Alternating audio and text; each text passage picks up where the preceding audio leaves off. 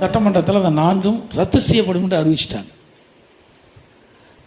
ஆக ஆட்சி மாற்றம் ஏற்படுகின்ற பொழுது ஆட்சியாளர்கள் எது நன்றாக இருக்கின்றதோ எது விவசாயிகளுக்கோ பொதுமக்களுக்கு பயன் தரக்கூடிய திட்டமாக இருந்தால் அது தொடர வேணும். ஆனால் இந்த ஆட்சியில் அப்படி அல்ல. அரசியல் கால்படிச்சின் காரணமாக நாங்கள் கொண்டு வந்த பல திட்டங்களை அவள் ரத்து பண்ணிட்டாங்க. அதே போல் கடைமடை பகுதிகளெல்லாம் தண்ணி விவசாயிகளுக்கு போய் முழுமையாக சேர வேண்டும். அதற்கு தூர் வாரப்பட்டோம். இதுக்கு பார்த்தீங்கன்னா திராவிட முன்னேற்ற ஆட்சி இருக்கும்போது பணம் ஒதுக்குவாங்க, முழுசாக தூர் வர மாட்டாங்க. நான் இருக்கின்ற பொழுது ஒவ்வொரு மாவட்டத்திற்கு ஒரு செக்ரட்டரி, செயலாளர், ஐஏஎஸ் செயலாளர் அந்தஸ்துள்ள அதிகாரி அனுப்பி அவருடைய மேற்பார்வையில் தூர் வாரப்படணும். அதுக்கு ஃபோட்டோ கொடுக்கணும், எவ்வளவு நீளம் நீங்கள் தூர் வாரினீங்க அப்படி என்பதையெல்லாம் நாங்கள் கண்காணித்தோம்.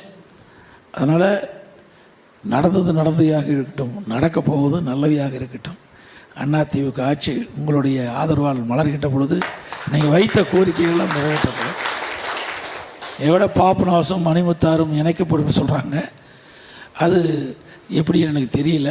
நீங்கள் தான் கவனத்தை கொண்டாந்துருக்கிறீங்க. அது சாத்தியம் இல்லையா என்பதையெல்லாம் ஆய்வு செய்து விவசாயிகள் என்ன எண்ணுகிறார்களோ அதன்படித்தான் செயல்படுத்தும். நீங்கள் சொன்னது நல்ல அருமையானது தான். இன்றைக்கு இதை குறிப்பிட்ட உயரம் அணை நிரம்பிய பிறகு அதில் வெளியிருக்கின்ற உபரி நீரை கொண்டு போய் சேர்த்தலாங்கிறது பிரச்சனை கிடையாது. ஏன்னா இதில் பாசனம் பெறுகின்ற பரப்பளவு குறையாமல் இருக்கும். 143 அடி அணையில் தேங்கியிருக்குன்னா அதுக்கு எவ்வளோ பாசனம் பெறுதென்று ஏற்கனவே சர்வே செய்யப்பட்டு அதற்கு தேவையான நீர் தான் அந்த டேமில் தேக்கி வச்சிருப்பாங்க. அதுக்கு மேல் வருகின்ற உபரி நீர் வெளியேறுகின்ற பொழுது அந்த மட்டத்திற்கு 142 அடி மட்டத்திற்கு மேலே செல்கின்ற பொழுது அந்த உபரி நீர் அதை நீங்கள் சொன்ன மணிமுத்த டேமுக்கு எடுத்துக்கிட்டு போகும்போது அது ஒன்றும் கவலை இல்லை சொன்னீங்க. அதையெல்லாம் என்ன தெரியல எனக்கு. நீங்கள் இப்போ தான் எங்களுடைய கவனத்துக்கு கொண்டாந்துருக்கிறீங்க.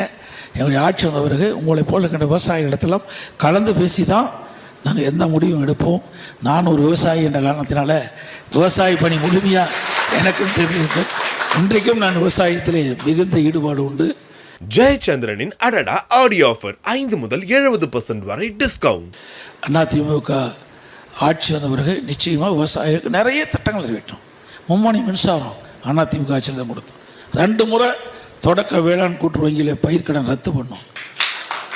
பயிர் காப்பீட்டு திட்டத்தில் எப்பொழுதெல்லாம் விவசாயிகள் இயற்கை சீற்றத்தால் தாங்கள் பயிரிட்ட பயிர்கள் சேதமடைகின்றதோ அப்பொழுதெல்லாம் விவசாயிகளுக்கு உற்ற துணையாக இருந்து காப்பீட்டு திட்டத்தின் மூலமாக இந்தியாவிலேயே அதிக இழப்பீட்டுத் தொகையை விவசாயிகளுக்கு பெற்றுத்தந்த ஒரே அரசாங்கம் இந்த அதிமுக அரசாங்கம்.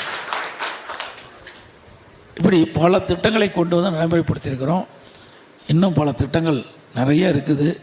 ஏன்னா எங்களுக்கு நான் முதலமைச்சராக பொறுப்பேற்கின்ற காலத்தில் பல பிரச்சனை உங்களுக்கு தெரியும். எவ்வளோ பிரச்சனை நாங்கள் சந்திச்சோன்னா வருஷம் வறட்சி, கடுமையான வறட்சி நிவாரணம்லாம் கொடுத்தோம்.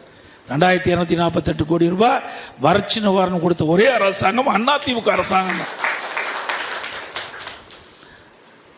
அதுபோல் நீங்கள் இந்த சிறு குறு விவசாயிக்கெல்லாம் நீங்கள் பென்ஷன் கொடுங்கன்னு சொன்னீங்க. ஏற்கனவே இருக்குது. உழவர் பாதுகாப்பு திட்டத்தில் அம்மா இருக்கின்ற பொழுதே சிறு குறு விவசாயிகளுக்கெல்லாம் என்னென்ன வசதி செய்து கொடுக்க வேண்டும் என்ற அதெல்லாம் ஒரு விதியிலே இருக்குது. அவள் ஆக்சிடென்ட் ஆனால் பணம் கொடுக்கறது அவள் நிறைய அதில் இருக்குது சிறு குறு விவசாயிகளுக்கு. ஆனால் இந்த அரசாங்கம் முழுமையாக நடைமுறைப்படுத்தலை.